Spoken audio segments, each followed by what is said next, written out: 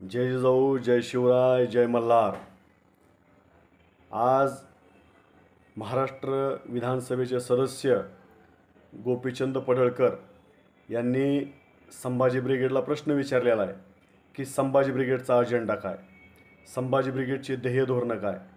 संभाजी ब्रिगेडनं या महाराष्ट्राला अनेक सामाजिक, सांस्कृतिक आणि ऐतिहासिक दिशा देण्याचं काम या संभाजी ब्रिगेडच्या महाराष्ट्रातील छाव्याने केलेलं आहे।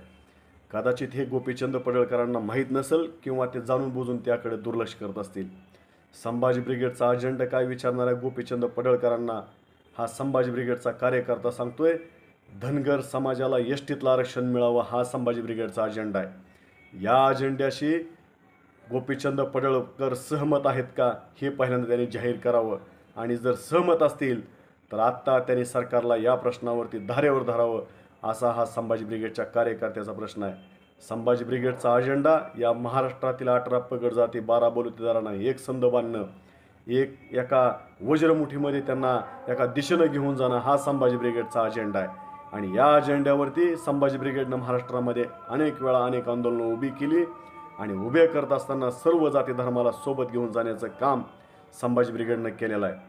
संभाजी ब्रिगेडनं काय केलं म्हणून विचारणाऱ्या गोपीचंद पडळकरांना हा संभाजी ब्रिगेडचा कार्यकर्ता सांगतोय की छत्रपतींचा ज्या मावळ्यांनी रक्त सांडून इतिहास या महाराष्ट्राचा उभा केलेला आहे, जो महाराष्ट्राचा त्या ठिकाणी स्वराज्यासाठी बलिदान दिलेलं आहे, त्या सर्व मावळ्यांचा सन्मान करण्याचं काम संभाजी ब्रिगेडनं केलेलं आहे। इतिहासाची मोडतोड करून आपली प्रतीका असणाऱ्या महापुरुषांना बदनाम करण्याचं काम या महाराष्ट्रातील काही व्यवस्थेने केलं होतं।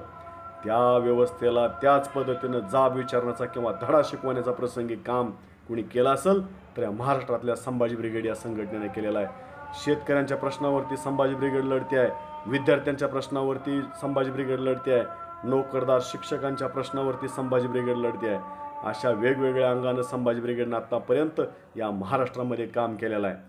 आणि माझं पुन्हा एकदा गोपीचंद पडळकरांना चॅलेंज आहे की संभाजी ब्रिगेडचा अजेंडा धनगर समाजाला एसटीतलं आरक्षण मिळावं म्हणून त्या ठिकाणी संभाजी ब्रिगेडची मागणी आणि काम करते आहे। गोपीचंद पडळकरांमध्ये हिंमत असेल तर त्यांनी देवेंद्र फडणवीसांना एसटीतलं आरक्षण मागावं आणि प्रसंगी या सरकारच्या विरोधात आंदोलन करावी, एवढंच फक्त चॅलेंज पडळकरांनी स्वीकारावं। बास झाला, आम्ही समजून घेऊ की पडळकरांना धनगर समाजाची त्या ठिकाणी जाण आहे आणि धनगर समाजाचं कुठलं ना कुठलं काम त्यांनी हातामध्ये घेतलं आहे।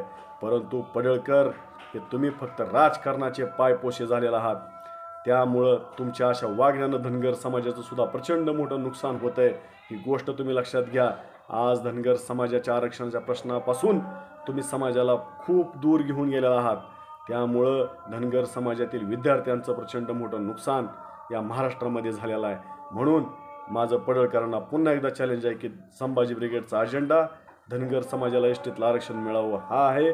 तुम्ही त्यामध्ये सहमत असाल तर आजपासून रस्त्यावरती उतरा, एवढंच आम्ही या निमित्तानं सांगतो। जय जिजाऊ, जय शिवराय, जय मल्हार।